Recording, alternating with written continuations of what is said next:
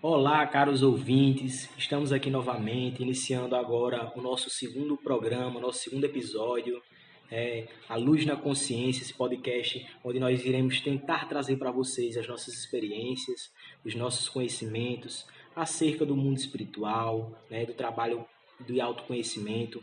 E hoje nós estamos aqui para trazer uma temática bastante importante e atual, que nós iremos hoje falar um pouco sobre a espiritualidade em tempos de pandemia. Eu estou aqui com o Edson. Olá, bom dia, boa tarde, boa noite. É muito bom estar aqui de volta com vocês reunidos para falar sobre luz. Estamos também aqui com a Stacy. Bom tempo que estiveres presente aí. Então, pessoal, bem-vindos de volta para mais um episódio, capítulo dessa nova página que estamos escrevendo aqui, felizmente e amorosamente para vocês. Bom, inicialmente, para a gente tratar sobre esse tema, é muito importante a gente analisar primeiro o que seria a espiritualidade, né? Nós estamos enfrentando a pandemia, enfrentando esse grande problema planetário, essa questão, né? Então, nesse período, a gente está tendo uma oportunidade de vivenciar, né, uma rotina talvez um pouco diferente para alguns, e através disso a gente pode trabalhar internamente a nossa espiritualidade. Então, já que o tema é espiritualidade em tempos de pandemia, né? É bom a gente refletir um pouco acerca do o que quer dizer espiritualidade nesse contexto que nós estamos trazendo. É muito comum a gente relacionar a espiritualidade com aquele tipo devocional. A gente está sempre, né, remetendo aos mestres, aos anjos, aos santos, mas não é essa visão que nós queremos trazer hoje. Para além disso, né? Então, nós, como trabalhamos muito, gostamos de falar muito sobre autoconhecimento, então, o que é essa espiritualidade? Eu gosto sempre de dizer que nós somos seres humanos, somos seres espirituais tendo uma experiência humana, né? E uma vez que essa máxima ela é compreendida pela mente, né? Que nós somos muito mais do que humanos, nós estamos aqui como humanos, mas temos uma essência que é eterna, que vem da fonte, que é Deus. Então, a espiritualidade passa a ser um autoconhecimento, né? Já que o autoconhecimento, em uma instância última, ele vai levar à espiritualidade. Então, nós vamos falar um pouco hoje sobre o autoconhecimento que a pandemia está nos proporcionando. Né? Esse momento em que a pandemia nos trouxe esse momento de solidão, né? Esse momento de resguardo, onde nós estávamos sempre nesse sistema capitalista, sempre produzindo, trabalhando para o exterior, né? Sempre aquela necessidade de estar sempre trabalhando, produzindo, exercendo alguma coisa para fora, e não dávamos o tempo necessário para nos olharmos internamente. Então, essa pandemia eu vejo como uma pequena balançada que Deus deu no planeta Terra para que a gente possa olhar para dentro de nós, né? Que é a necessidade maior que a gente vem fazendo nesse planeta, que é a nossa verdadeira causa de estar aqui no planeta Terra, né? Esse aprendizado, esse autoconhecimento, essa lapidação. Então, a gente muito tempo esteve dentro dessa matrix, produzindo para fora, né? Nessa ideia de que tempo é dinheiro, e esquecemos de nós, de olhar para nós, de trabalhar o nosso ego, de trabalhar os nossos defeitos, né? Reconhecer também nossas habilidades e trabalhar elas. Então, esse momento de pandemia nos fez colocar forçosamente em um ambiente onde a gente é obrigado a olhar para nós mesmos, pois não existe trabalho, né? Não dá para trabalhar, não dá para sair de casa. Então, foi um momento necessário, forçado, para que a gente se compreenda, freasse e pudesse olhar para nós mesmos e entendermos essas facetas que nós temos, essas diversas facetas que o ser humano é, né? Esse ego, essa personalidade, essa identidade também espiritual que nós somos, isso que muitos ainda não têm essa consciência, né? As outras facetas também que esse ser humano tem, né? Então é um momento de introspecção. É uma espiritualidade também que não julga. Aquele autoconhecimento de você para com você mesmo, sendo em questão de autociência também.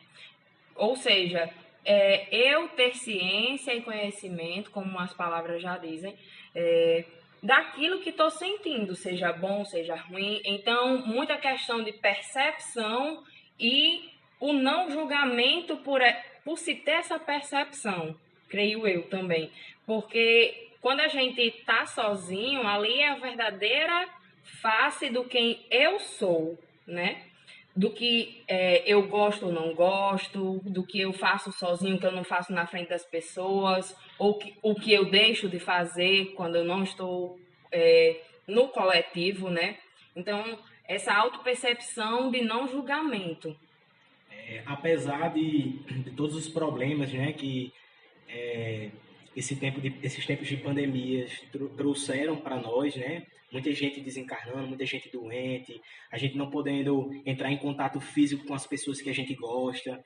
Mas se a gente olhar por outra perspectiva, essa pandemia ela está trazendo a oportunidade da gente trabalhar melhor o nosso lado interior, né? Se eu não tenho a oportunidade de estar com os outros, eu tenho a oportunidade de desfrutar da minha própria companhia. Eu tenho a oportunidade de me entender, de me conhecer e de trabalhar as questões existenciais que me acarretam durante o dia a dia, dúvidas que eu tenho, incertezas relacionadas à vida, coisas que, indiferentemente do período histórico, né, você existe, você quer entender de onde eu vim, para onde eu vou, o que é que eu estou fazendo aqui. Então, são diversas questões que são bastante importantes para a gente compreender a nossa existência. Então, quando a gente está naquela correria do dia a dia, né? Muito focado nesse mundo exterior, né? A gente acaba perdendo um pouco desse contato com a nossa essência e com as nossas questões internas que nos ajudam a perceber a vida melhor, nos ajudam a desfrutar da vida de uma maneira mais consciente. Porque se a gente parar para perceber, nenhum momento da nossa vida a gente para de trabalhar a nossa espiritualidade, nosso autoconhecimento. A diferença é que em alguns momentos a gente trabalha isso de maneira consciente. Então, os padrões de pensamentos que a gente tem, eles começam a ter significado, a gente começa a entender por que a gente está pensando naquelas questões, né? Então, existe uma questão muito importante que a gente lida durante a nossa rotina, que é relacionado a não aceitar ficar sozinho, né? A gente é muito acostumado com a frase, por exemplo, um ditado popular que fala que mente vazia é a oficina do diabo. E essa frase, para mim, ela é uma deturpação total do que é você estar sozinho. Você estar sozinho não é você estar entregue ao lado sombrio da vida. Você estar sozinho é uma oportunidade de você integrar e conhecer melhor esse seu lado interior. Porque nós somos duais, dentro de nós habita o lado positivo, o lado negativo, habita a luz, mas também habita a sombra. E para que a gente possa conviver melhor com esses dois lados, para que a gente possa integrar, né? E interceder entre esses dois lados para que a gente tenha um convívio harmônico com nós mesmos, a gente precisa de estar só. Então a solidão ela é muito importante para a gente entender a nossa própria mente. Quando a gente não se permite experienciar isso, né, durante a nossa rotina, a gente acaba negligenciando esse nosso aspecto bastante importante para a nossa vida. E a pandemia, apesar dos problemas, ela trouxe essa oportunidade para que a gente possa entender melhor a nossa mente, para que a gente possa conviver melhor com essas nossas questões interiores, para que a gente possa interpretar o mundo na qual a gente está inserido de uma maneira mais clara, de uma maneira mais harmônica, né? Onde a gente consegue entender melhor a nossa existência e a gente consegue conviver melhor com a nossa vida. Isso facilita, inclusive, a gente se relacionar melhor com os outros, né? A gente muitas vezes tem problema com as outras pessoas, de maneira inconsciente a gente não entende porque a gente está vivenciando aquelas experiências. Mas esse período sozinho da pandemia é uma oportunidade para que a gente consiga se conhecer melhor e a gente possa trazer melhores frutos, né? Um florescimento interior melhor para se relacionar melhor com o mundo externo. Então a pandemia ela trouxe muitos problemas, né? Você não poder entrar em contato com as pessoas que você ama, de você não poder trabalhar, de você não poder realizar diversas atividades, não poder ir para uma praia, não poder curtir, não poder ver seus amigos. Mas ela trouxe também esse momento de resguardo interior que nos proporciona uma evolução bastante importante. Então é importante a gente introduzir falando sobre isso, porque são diversos aspectos inconscientes que se apresentam para a gente quando a gente está sozinho, né? Quando você está sozinho, são diversos pensamentos que se apresentam para você, e aquele pensamento ele possui uma causa, né? Ele possui uma origem e a gente precisa tentar reconhecer qual é a origem desses pensamentos. E através dessa meditação, desse trabalho interior, que a gente começa a entender os nossos aspectos inconscientes e torna eles conscientes. E a gente consegue melhorar e progredir nesse autoconhecimento. E Erimar, assim, às vezes eu acho que Deus pegou a gente e fez, esses rapazes não estão fazendo o trabalho interno deles, estão sempre ocupados. Então, peraí que eu vou dar um empurrãozinho aqui para ver se eles olham para dentro de si, né? Então, é exatamente esse autoexame. Se a desculpa era dizer que não tinha tempo, toma aí o tempo do mundo todinho. Agora toma o tempo do mundo todinho. Então, é exatamente nesse silêncio, nesse resguardo que a gente tem a oportunidade de examinar a nossa consciência, ou seja, examinar também a nossa mente. Quais são esses impulsos, né, Edmar? Quais são esses impulsos? Quais são as raízes desses pensamentos? Né? Porque é exatamente essas sombras, essas dificuldades que nós, por muitas vezes, escondemos ou ignoramos por muito tempo, né? É exatamente elas a causa dos nossos problemas da nossa vida. E é esse trabalho de estar sempre empurrando para debaixo do tapete, ignorando e ocupando a nossa mente, ocupando o nosso tempo com outras coisas que acaba nos atrapalhando, né? Acaba nos atrapalhando mesmo em progredir, em achar a raiz desses pensamentos. E é nesse movimento interno que muitas vezes, quase todas, é doloroso, porque a gente passa a encarar de frente as nossas sombras, né? Mas ao mesmo tempo é muito enriquecedor, porque uma vez que a gente toma consciência de quais são nossas sombras, quais são nossas dificuldades, né? Pois eu tenho dificuldades que eu trabalho, né? Stacy tem outros. E, por certo, você que está me escutando agora tem outras diferentes das minhas e diferentes da de Stacy. Então, nesse momento de silêncio que a gente consegue reconhecer e, nesse reconhecimento, acolher. Né? Não mais ignorar, mas reconhecer que nós temos e, a partir daí, trabalhar esses aspectos. Né? E aí vem um conceito muito interessante, uma coisa que eu gosto muito de falar, é que nós somos cristais brutos. Né? O ser humano é um cristal bruto que precisa ser lapidado. E como vem essa lapidação? Essa lapidação vem primeiro pelo reconhecimento de que nós temos arestas que precisam ser reparadas, que nós temos pontos que precisam ser polidos. Né? E é nessa vivência, nessa experiência do dia a dia que essas questões a serem lapidadas elas vão se apresentando, né? E à medida que elas vão se apresentando, a gente vai trabalhando com elas, como a Erimar disse, consciente ou inconscientemente, né? Porque eu compreendo de que aqui na Terra, como já disse no programa anterior, aqui nós estamos aqui para aprender. Tudo isso aqui é um grande aprendizado, é um grande ensinamento, né? E nessa escola da vida, nessa escola da Terra, essas situações se apresentam para que a gente trabalhe elas. Né? Então, a gente pode trabalhar elas conscientemente, ou seja, tendo consciência de que aquela sombra ela existe e que eu preciso trabalhá-la e assim reconhecer e trabalhar, ou inconscientemente, né? E aí acontece aqueles padrões repetitivos na nossa vida, aquela situação que sempre volta como um círculo, né? Então, isso é comum na vida de todas as pessoas, aquela situação que se repete. Né? Aquela situação ela se repete uma vez de uma forma, se repete de outra forma, mas a mesmíssima situação que te coloca no mesmo lugar, Por quê? Porque aquele aprendizado, ele ainda não se completou. Então, você precisa retomar aquele estímulo, retomar aquela situação para você poder compreender melhor, apreciar melhor e assim poder aparar essa aresta. Então, a pessoa tendo consciência de que ela é um ser espiritual tendo experiência humana ou não, ela vai estar dentro dessa situação. E aí é o que a gente chama de autoconhecimento consciente ou inconsciente. Mas é uma lei e ela precisa ser trabalhada. Isso que Edson falou, né, agora por último, nos remete muito a gente entender que nós somos co-criadores da nossa própria realidade, né? Eu co-crio a minha realidade, então essa realidade vai ser co-criada baseada nos meus conjuntos de crenças, né? Baseada nos aspectos inconscientes que eu manifesto na minha vida e que eu vou acabar projetando como experiência externa. Então, baseado naquilo interior, né? Baseado na minha complexidade interna, nas coisas que eu afirmo, nas tomadas de decisões que eu tenho internamente, eu vou acabar gerando situações para que eu vivencie aquela experiência mais uma vez, até que eu tenha aprendido, né? E eu possa talvez até ajudar as outras pessoas a compreender essas questões, né?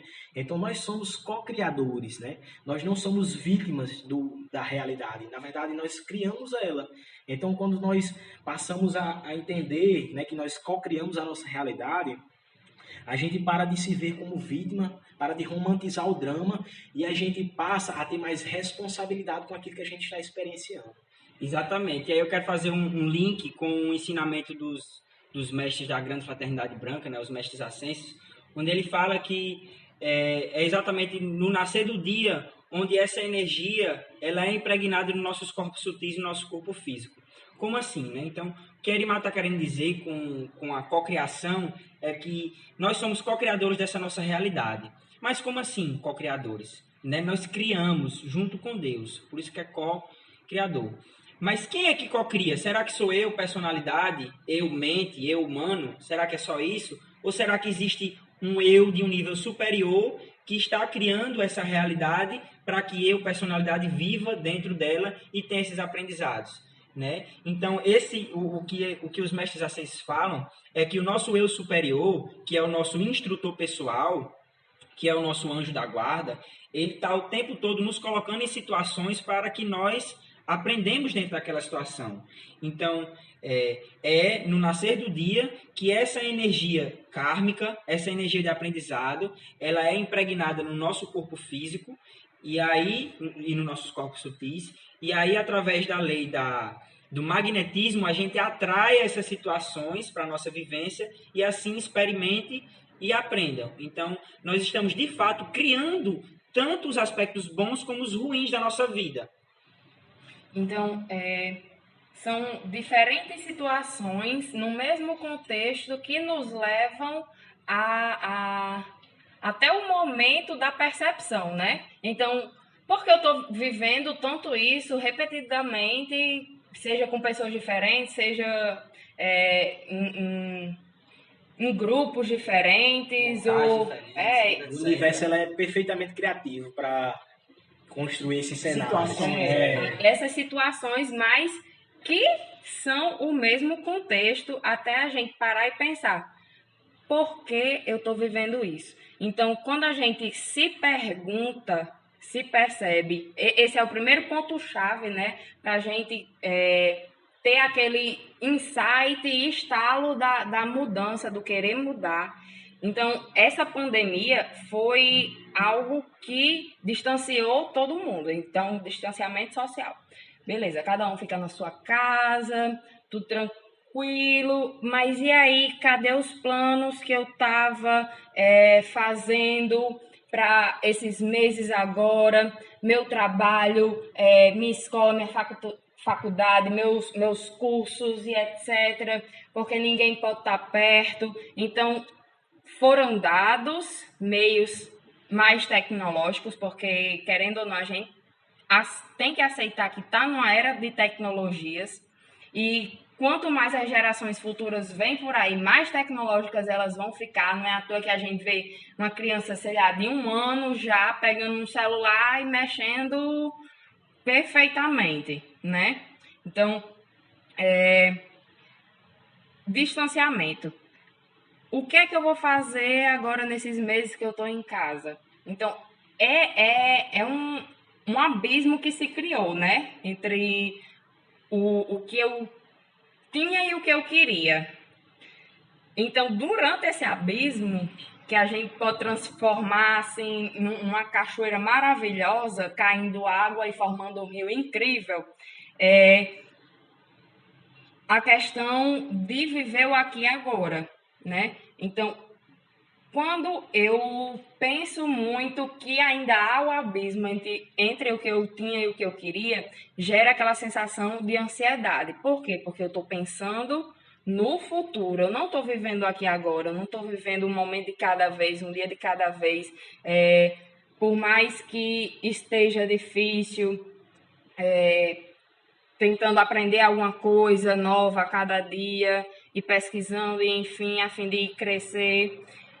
Não, eu estou pensando só no que eu poderia estar fazendo, que eu não estou, e deixo de fazer tudo porque eu me torno uma pessoa ansiosa com aquele futuro que eu não estou tendo mais. Porque vamos supor que agora seria o futuro do passado que eu não tenho mais. Né? É uma coisa muito complexa de se pensar, mas quando a gente começa a perceber ao nosso redor, uma florzinha que está nascendo ali na calçada da minha casa, esse vento hoje que está diferente, olhei para o céu, tá uma nuvem assim assado. Estado de contemplação, né? Passando, Assim, as coisas mais sutis, né? Justamente. Coisas que, às vezes, a gente tá muito preso nos pensamentos relacionados a que a gente está querendo trazer coisas maiores, né? Estados diferentes para a gente estar experienciando, e a gente acaba, tipo assim, perdendo o contato com as coisas mais simples, né? E uma coisa que, pelo menos eu, né, nesse período de quarentena, aprendi muito a contemplar a simplicidade, né?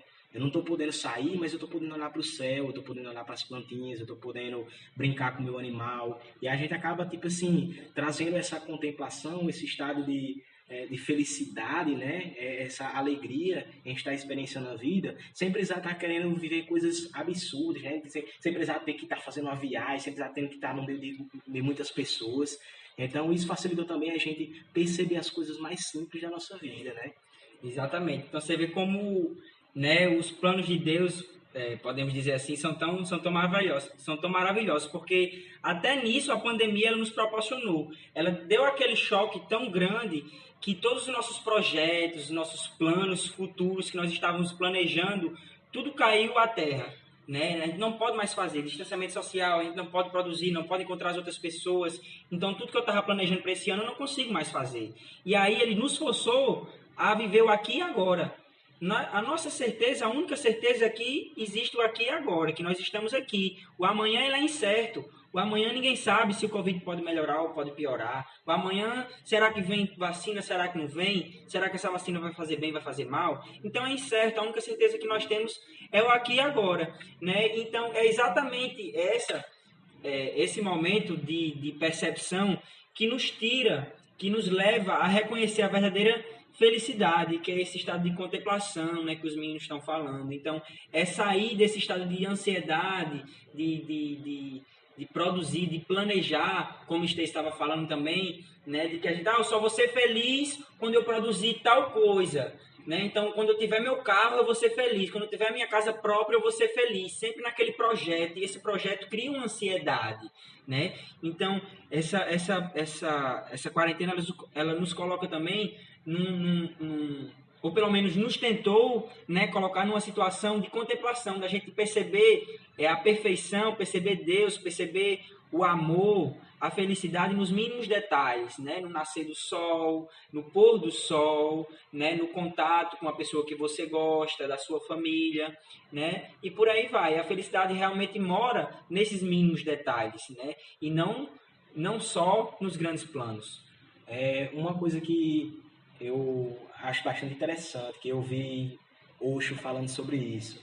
Ele falou que quando nós estamos em um local, mas estamos pensando em outra coisa, em outro momento, a gente não está em nenhum dos dois cantos. Fisicamente eu estou aqui, mas minha mente está lá, então eu não estou presente em nenhum desses dois lugares por inteiro, né? De maneira completa, eu não estou na minha totalidade entregue àquele momento. Se eu estou aqui conversando com vocês, né? Se eu estou me comunicando com vocês, eu tenho que estar entregue a esse momento. Eu tenho que estar com a mente nesse momento aqui, eu tenho que estar desfrutando desse momento. Então, se eu estou tomando um café da manhã com minha família, eu tenho que estar entregue àquele momento, participar daquele momento, desfrutar e perceber o quão interessante aquilo pode ser se eu estiver com a minha mente focada no agora, né? Quando eu tiro a minha mente do momento presente, eu paro de contemplar a realidade, eu paro de estar atento, estado de observação, aonde os meus sentidos físicos estão, aonde o meu corpo está.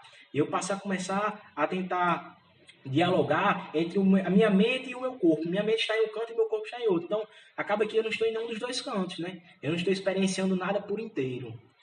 E a gente parar de viver o dilema tempo é dinheiro, para a gente perceber que tempo é arte. Justamente contemplar as artes do Senhor, né? Então, um nascer do sol, um pôr do sol, uma florzinha, meu estado de aqui e agora, agradecer por minha respiração, por minha vida e etc. Porque a felicidade, ela vem sendo pesquisada e estudada ao longo da história, seja de uma forma pela psicologia ou pela filosofia, pela biologia, mas a gente constrói esse estado de ser no aqui e agora.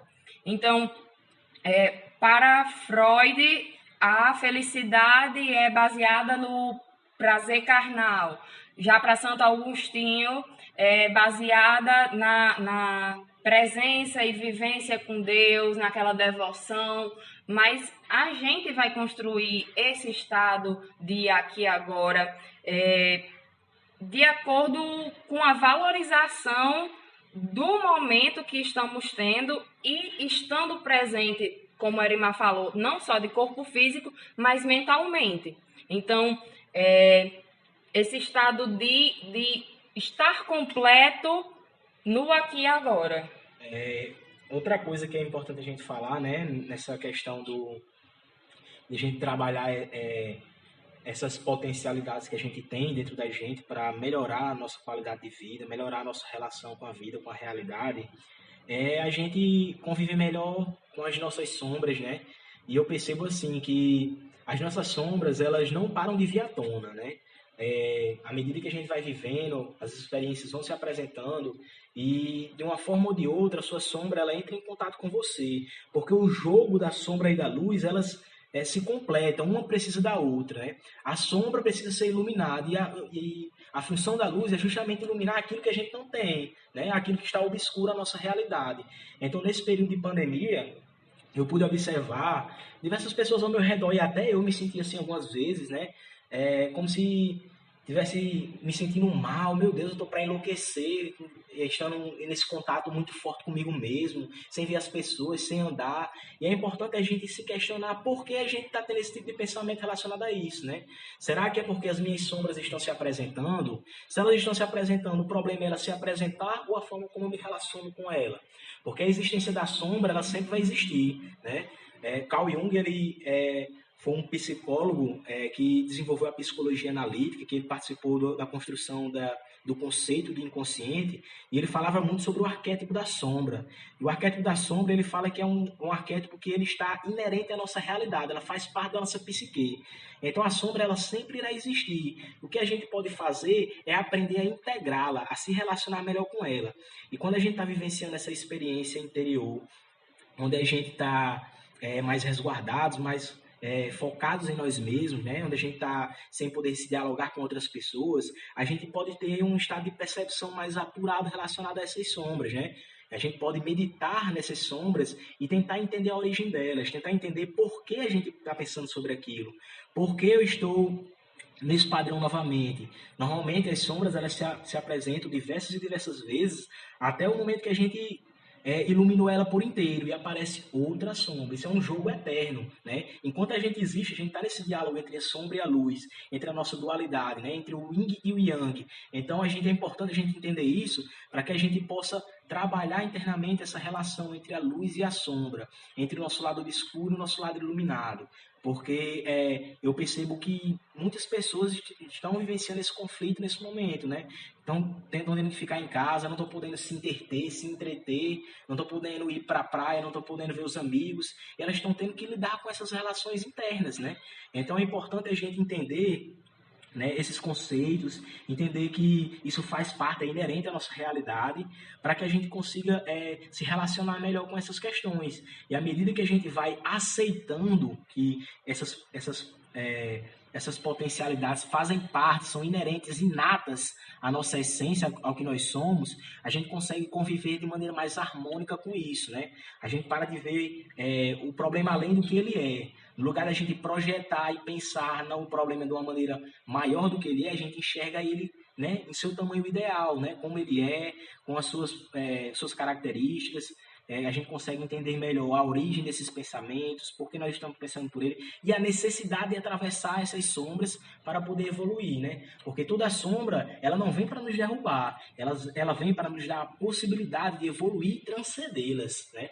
Então a sombra está aqui para a gente transcender ela, para que a gente possa passar por ela, como a gente estiver subindo uma escada, né? Um passo de cada vez. Então, enquanto eu não subir esse degrau, eu não consigo ir no outro. Então é importante eu enfrentar um a um, vou me relacionando gradativamente com as minhas sombras internas.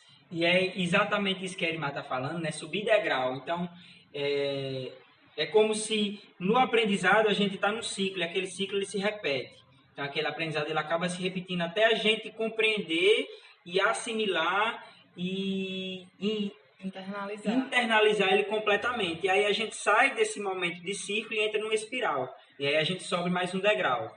Né? É exatamente essa espiral que a gente vai subindo degrau e vai subindo os aprendizados. Então, essa questão da gente ver nossas sombras, o que é que está acontecendo? Eu acho que a gente está num momento, pelo contrário, de tanta luz, que as sombras, elas não têm mais espaço. Por isso que a gente está conseguindo enxergá-las, não é isso? Então, não só para nós mesmos, mas coisas em questões coletivas mesmo. Seja política, seja ações que a gente vê no dia a dia, e que aquilo a gente vai ressignificando e vendo as problemáticas causadas porque as sombras simplesmente apareceram e a gente tem que começar a domá-las, a iluminá-las, não aceitando-as mais para que a gente realmente transcenda-as. Então, essa conjuntura parte muito para a consciência coletiva, né? Então, a gente está num momento que muitas pessoas estão passando por um despertar coletivo, transcendendo no mesmo momento e percebendo certos pontos que hoje estão se tornando inadmissíveis da gente não conseguir mais nem assistir, sei lá, um programa de antigamente sem ter aquele tom de eita, não tá tão certo aí nessa coisa meio errada, né? Que antes a gente não via, porque passava batida essas sombras, e hoje a gente já está começando a ter um filtro maior tanto para falar, tanto para vivências, para agir, no próprio pensar. E a gente tem que abraçar essas sombras, não como eu falei no início, não como um julgamento. A gente tem que abraçar para poder perceber o erro e voltar mais rápido para o acerto, né? Sem ficar pegado àquele sentimento de culpa, meu Deus, eu tô errando. A gente é humano, calma. A gente é a dualidade, é humano errar, mas só não é tão humano a gente permanecer no erro, né? Mas E nem vamos... ficar cri-cri com isso, né? E ficar cri-cri com isso. A gente é muito maior do que isso. A gente é muito maior do que esse problema para a gente não fazer mais tanta tempestade em copo d'água. Um perfeccionista, ele se comporta como se fosse um lunático, né? Ele não aceita o erro. Quando a gente aceita a nossa imperfeição, a gente passa, ao invés de não aceitar o erro, a gente passa a aprender com o erro, né? Então, as nossas experiências, elas se tornam válidas para que a gente, quando passar por uma situação similar, a gente possa se comportar de uma maneira diferente. Então, a gente aceitar a nossa imperfeição é muito importante, porque se a gente olhar para a natureza toda está evoluindo, né? Não são só nós. Os animais, os minerais, os vegetais, todos eles estão evoluindo, estão em constante movimento, estão em constante evolução. Então, se a gente não permitir que o fluxo da vida seja como ele é, a gente vai estar criando uma realidade totalmente utópica, porque a perfeição ela é uma utopia. Então, a gente precisa ter consciência disso, para que a gente possa aceitar as nossas imperfeições, os nossos erros, as nossas dualidades. Então, é muito importante a gente ter essa percepção para que a gente se relacione melhor com os nossos aprendizados, a gente se relacione melhor com os nossos erros e a gente possa tirar um fruto melhor dessas experiências. Porque, assim, o ser humano, né, ele é o único ser vivo habitante da Terra que consegue entrar em desarmonia, né? Os animais estão em harmonia com a natureza, com os minerais, com as águas, com o céu, com a terra, tudo. Mas a gente nasce com energia, vivendo em harmonia, tranquilinho, dormindo na hora que é para dormir, e a gente vai vivendo a favor do tempo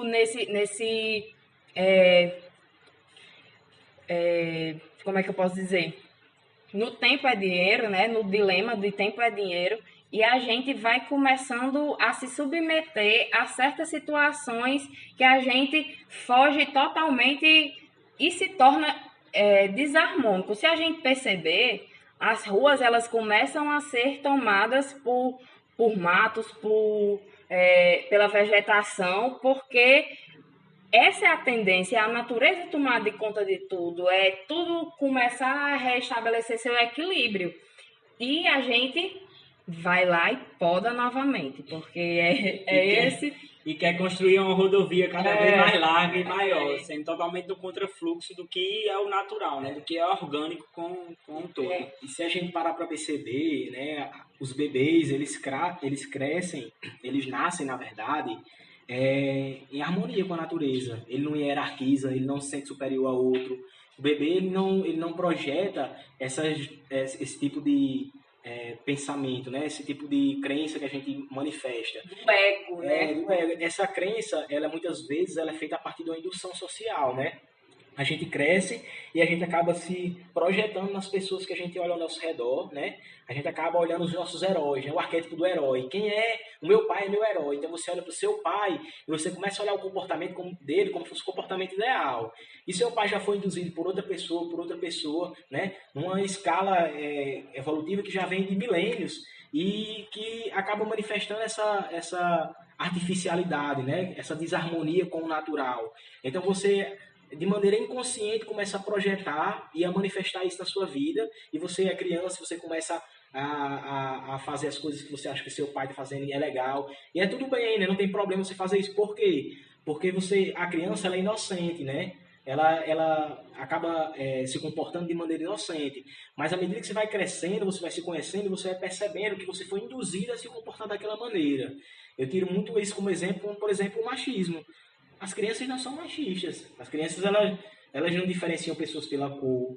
As crianças não são racistas. Elas não são homofóbicas. Elas não hierarquizam isso. Isso aí são todas induções sociais. Coisas que diversas civilizações, né, diversos poderes políticos, né, filosóficos já influenciaram a nossa construção social para que a gente tivesse essa distorção da nossa mente e a gente olhasse para as questões sociais, as questões humanas, e a gente olhasse isso de maneira deturpada. Então isso acaba manifestando na forma como a gente enxerga a realidade. É por isso que a gente vive numa dualidade tão grande entre pensamentos, né?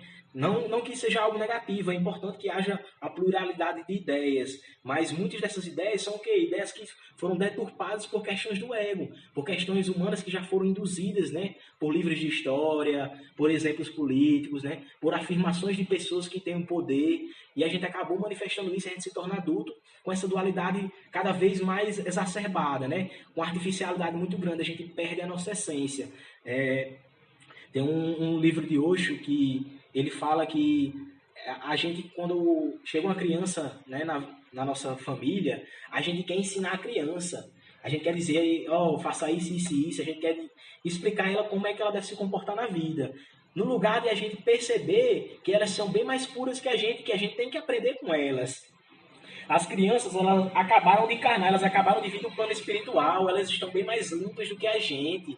Então a gente acaba manifestando, né, essa conduta de querer ensiná-los, onde a gente deveria aprender com a essência deles, aprender com a espontaneidade, com a forma como eles se relacionam com as coisas, de maneira que se a gente se espelhasse realmente no comportamento das crianças, as coisas que Jesus disse, né, seja como as crianças, né, ele fala, para a gente tentar ser tão inocente, ser tão amoroso, ser tão natural quanto as crianças. Se a gente se comportar dessa maneira, a gente se comporta melhor com o todo, se harmoniza melhor com aquilo, com a natureza, com a terra na qual a gente está habitando. Então essas questões são muito importantes para que a gente possa entender por que a gente vive esse caos, né? Por que a gente vive nesse plano onde as pessoas são muito problemáticas, têm um ego muito forte, pessoas ambiciosas. Então todas essas questões são artificialidades que a gente muitas vezes é induzido e a gente não percebe. E quando a gente começa a trabalhar o autoconhecimento, a gente começa a se examinar internamente e começa a distribuir, né, o que é meu e o que foi implantado no meu inconsciente, né? Porque a gente nasce com uma folha em branco, né? E vão implantando subconscientemente coisas na gente e a gente acaba não percebendo e começa a reproduzir isso. Quando a gente trabalha o autoconhecimento, a gente tem a oportunidade de deletar esses programas e começar a manifestar outra realidade. Exatamente. Uma outra alegoria também, né, que é muito usada, é exatamente a questão da nossa mente como um grande computador cerebral, né, como uma ferramenta, um computador magnífico. E são instaladas com a nossa vivência muitos programas, né? E muitos desses programas eles não são tão bons para o nosso computador, para a nossa mente.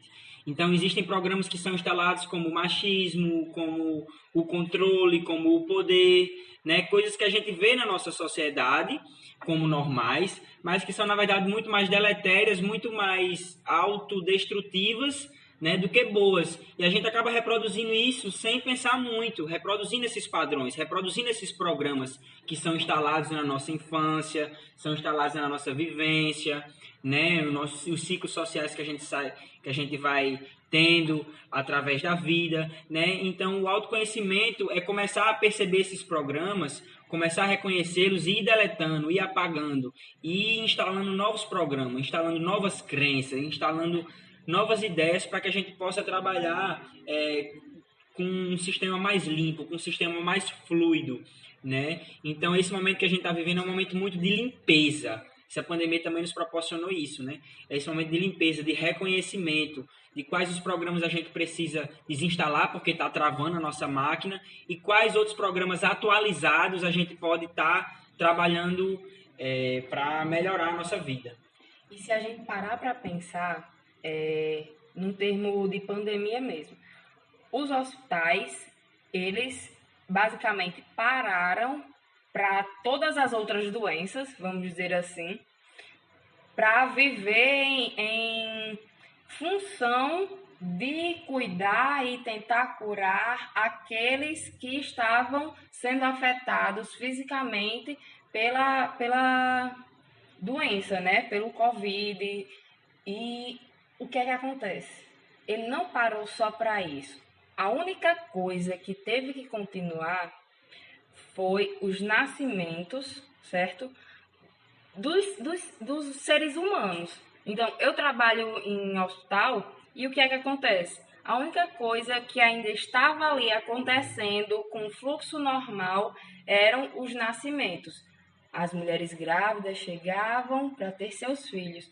Então, a vida e a pureza em meio ao caos e a tantas mortes que estavam acontecendo. Então, às vezes a gente pensa também, normalmente, eu não pedi para nascer, eu não quero estar nessa família, não sei o quê. Só que quando a gente vem reencarnar, né, a gente, querendo ou não, a gente escolhe sim onde estaremos, certo? Então, aí é que vem as nossas relações familiares. Tem um cunho muito karmático, querendo ou não, e a gente tem que transformar esse karma em dharma, ou seja, aquele problema a gente identifica e tenta trabalhar para aprender com ele. Então, uma coisa seguida da outra, e a gente tem que ir se percebendo. É um eterno espiral, né? Que hoje a gente está tendo a oportunidade de vivenciar e mais tempo de estar com aquelas pessoas do nosso ciclo familiar, né? Que é nosso ciclo primeiro, vamos dizer assim, seja de forma mais harmônica ou desarmônica, e quando está em desarmonia, tentar encontrar essa harmonia, né? Então, essas relações, elas estão sendo muito trabalhadas. E a gente pode observar que nessas relações, né, esse tempo de pandemia, uma coisa muito curiosa, além de ele poder nos trazer, né, uma proximidade melhor com as pessoas da nossa casa, a gente observa um índice muito alto de violência familiar, né? Então, é muito importante a gente se atentar nas relações familiares, porque as pessoas estão manifestando, né, onde elas estão, aquilo que elas são. Então, a gente tem que tentar ajudar essas pessoas a manifestarem o amor que elas têm. Então, por exemplo, tempos onde a gente não pode sair, não pode conversar com outras pessoas, a gente acaba misturando muitas vezes a coisa e acaba gastando estresse com o familiar. Então é importante a gente perceber como a gente está trabalhando essas relações para que a gente possa ter um convívio mais harmônico e ajudar as pessoas da nossa família, né? Pessoas que, como o Stacy falou, fazem parte da nossa relação primária, né? Você nasce, você está criado naquele âmbito familiar e você vai ter aquelas pessoas na sua vida até a hora que você for morrer, né? Pelo menos algum certo contato você tem com elas, e você poder ajudar aquelas pessoas também a enfrentar as questões dela, né? O autoconhecimento. Então é muito importante nesse período a gente estar dialogando com as pessoas da nossa família, para que a gente possa ajudar elas também a enfrentar, porque a gente sabe que um período de grande cura é um período onde a gente acaba enfrentando muitas questões internas. Então, muitas pessoas acabam enfrentando os seus demônios interiores, né? As suas sombras, e acabam não conseguindo se relacionar bem com isso, e tá tudo bem, né? Faz parte do processo de cura você enfrentar esses problemas, você enfrentar essas dores internas. Então é importante a gente estar acolhendo as nossas relações mais próximas, a nossa família, para que juntos, né, coletivamente, a gente consiga transcender essas questões, né? Quem trabalha conscientemente o autoconhecimento sabe que diversos períodos da nossa vida a gente lida com um abismo, mas a gente tem que encarar esse abismo, tem que aprender a se relacionar com ele. E as outras pessoas, elas são tão humanas quanto a gente, elas são tão duais quanto a gente, e elas também têm que lidar com essas questões. Então a gente precisa ter aquele senso empático, de amar, de entender o problema do outro, porque poderia ser você, como já foi, e um dia poderá ser novamente. Então, quando a gente começa a observar as relações como um espelho daquilo que a gente vivencia internamente, a gente começa a transformar a nossa relação, dando um aspecto mais amoroso a elas, né? Onde a gente acaba tentando trazer o acolhimento, né? Essa ideia toda da quinta dimensão, né? De um planeta mais coletivo, né? Uma regeneração, uma vida, ele exige esse comportamento fraterno, né? De você se colocar no lugar do outro. Então, nesse momento, eu acho que é muito importante a gente enfatizar isso, que a gente tem que olhar para as nossas relações familiares e priorizar elas também, né? Porque é tão importante para o florescimento do amor, da espiritualidade na Terra, quanto o nosso trabalho interior, né? Das pessoas que estão ao nosso redor. E como o Stacy falou, é um trabalho kármico. Então, a gente, para dissolver esses karmas, a gente precisa trabalhar eles, transcender gradativamente. Essa ideia de karma relacionada à família, né, é um estudo que os espíritas, a sociedade espírita, né, ela tem um conhecimento a mais e eles falam muito bem sobre isso, né, porque, como o pessoal estava falando, a família é o nosso primeiro ciclo social, né? E como nada nesse mundo é por acaso, tudo existe em uma grande ordem, uma grande física, uma grande matemática que coloca tudo em ordem, né? Então, não poderia ser de outra forma. Que essa família, ela vem trazendo as principais questões que nós precisamos trabalhar nessa vida, né? Então, essa ideia de karma, que outra palavra para karma também pode ser aprendizado, né? Então, nós nascemos com muitas relações, assim, digamos, karmáticas com as pessoas da nossa família, pois são pessoas que a gente vai do começo, né, na maioria das vezes, no começo até o fim da nossa vida, estar em contato com elas. Então não tem como fugir muito daquele aprendizado, né? A gente vai estar sempre em contato e sempre sendo sendo exposto àquele ensinamento, né? Quem não tem na família uma pessoa que a gente gosta menos, né? Digamos assim, aquela pessoa que a gente tem mais raiva, ou aquela pessoa que a gente gosta mais. Uma dificuldade maior de aceitar, né? Isso. As sombras do outro, comportamento. Uma dificuldade maior de aceitar as sombras do outro, né? E aí a gente pode usar isso como uma ferramenta de espelho, né? Por que eu não gosto daquela situação do outro? Né? O que aquela coisa ruim que eu estou vendo no outro, ela pode me ensinar? Né? Será que eu não tenho um pouquinho disso dentro de mim?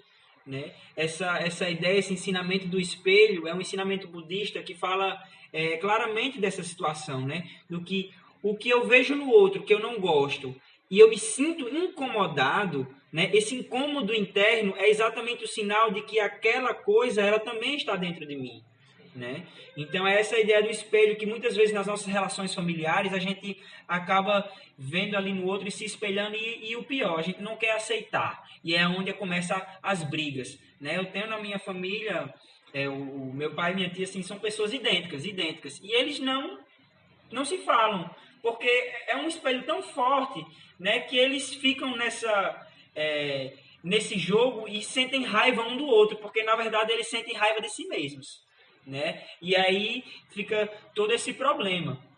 E não só isso, né? Muitas outras questões que nós vivenciamos, questões difíceis com os nossos familiares, são momentos ali de aprendizado, às vezes são questões que a gente precisa pagar, ou então estar em contato com aquilo ali. Então, é um ciclo onde a gente tanto aprende muito, como a gente ensina muito.